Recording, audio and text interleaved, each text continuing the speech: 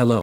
The first season of The Agency has ended. After watching all 10 episodes of Michael Fassbender's spy series, the season 1 finale provided them with the appropriate ending to their narratives while also setting up season 2. The Agency is a 2024 espionage thriller that follows covert CIA agent Martian, who is summoned to London Station, disturbing his undercover existence. As a prior romance resurfaces, Martian's work and true identity are jeopardized, thrusting him into a high-stakes world of international intrigue and deception. Last week, The Agency Episode 9 set the stage for the shocking conclusion. Martian flipped a Valhalla officer, resulting in a big win for the CIA's effort to recapture Coyote. Dani also took a flight to Tehran, finishing the first leg of her quest.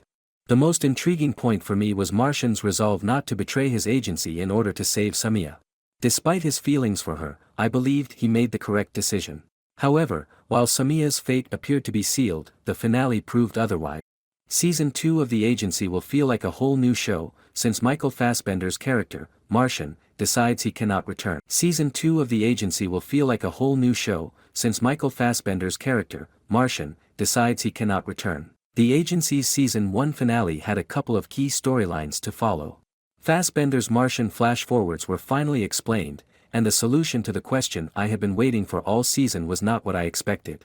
Hugh Bonneville's character, James Richardson, interviewed Martian in his hospital bed. Prior to then, the episode concentrated on Martian's deep love for Samia. In the last episode, I assumed Fassbender's character realized he couldn't allow his affections for her to cloud his judgment, but I was mistaken. It was interesting to watch how the character went to such efforts to get Samia to safety, making decisions that will radically alter The Agency's season finale story for Martian revolved almost entirely around his decision not to expose CIA secrets to Osman in exchange for Samia's safe return to London. I was startled when Martian refused Osman's plea, even though it meant Samia's death. However, Episode 10 revealed that Fassbender's spy couldn't live with the decision. It was fascinating to see how the character went to such lengths to get Samia to safety, making decisions that will radically alter the series, and it all comes back to Hugh Bonneville's British agent, the calculating James Richardson. Martian tries to make a deal with Richardson to become his CIA mole in exchange for Samia's safety. After saying no to Osman's demands in Episode 9, Martian's action demonstrated his desperation. I have to applaud Fassbender's performance.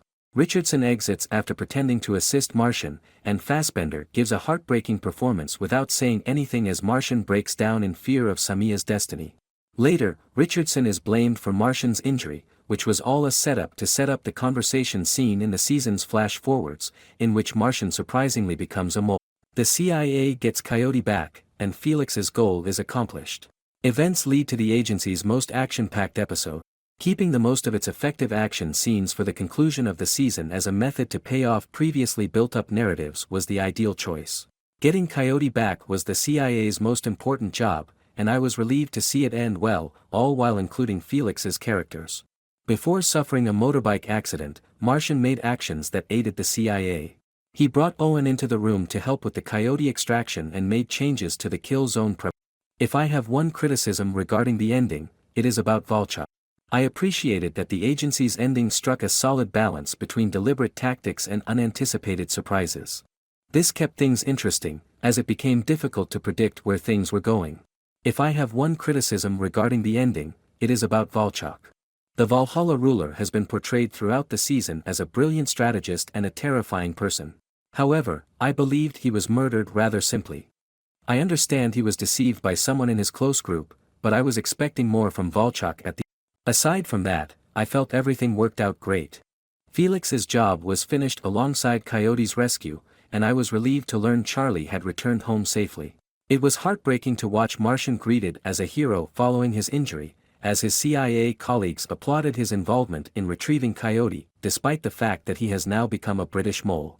That is the storyline that makes me wish Season 2 was already out.